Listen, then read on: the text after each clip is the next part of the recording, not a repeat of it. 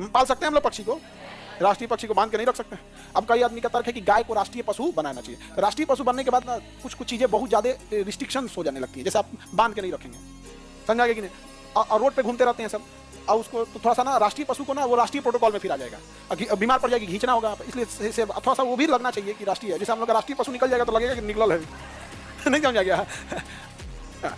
गाय को राष्ट्रीय पशु और राष्ट्रीय प्रोटोकॉल देने से ज्यादा जरूरी है कि जो रियल में गाय के प्रति सम्मान है लोग उसे समझ जाए।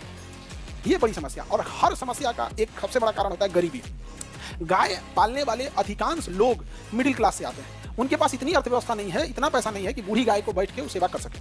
उनकी मजबूरी बन जाती है, वो किसी दलाल के हाथों बेच देते हैं और अपने आप को सांत्वना दे देते हैं कि हमने तो किसी दलाल को ना बेचा है, और दलाल कसाई को बेच देता है, कसाई काट देता है। वो कह रहा है कि जिसकी गाय है, सबका अपना अपना लॉजिक है, सबका अपना लॉजिक है। जो पाला है हम तो कसाई को थोड़े बेचे हैं, हम तो एक आदमी को बेचे हैं। तुम्हारा 20 कल गाय कह ले गया, कसाई का अपना लॉजिक है कि जिसकी गाय है उसको चिंता नहीं था, उसका अपना लॉजिक, ऊपर हम खूंटा पे से खोल के थोड़े लाए हैं, पैसा दे के लाए हैं।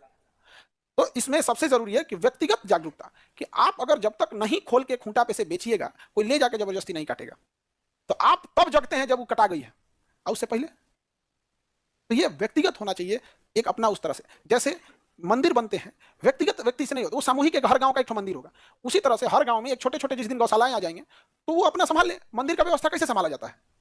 हर गांव का एक मंदिर है कि नहीं है? ऐसा कोई गांव है जहां मंदिर नहीं है? छोटा ही होगा लेकिन होगा।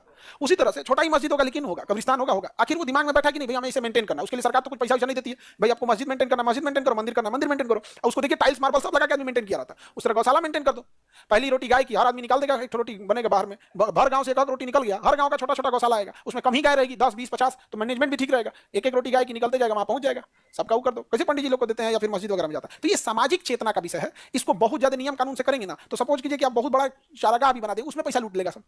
मिड डे मील आदमी को खाने वाला तो छोड़बे नहीं कर रहा है सब, वो में पैसा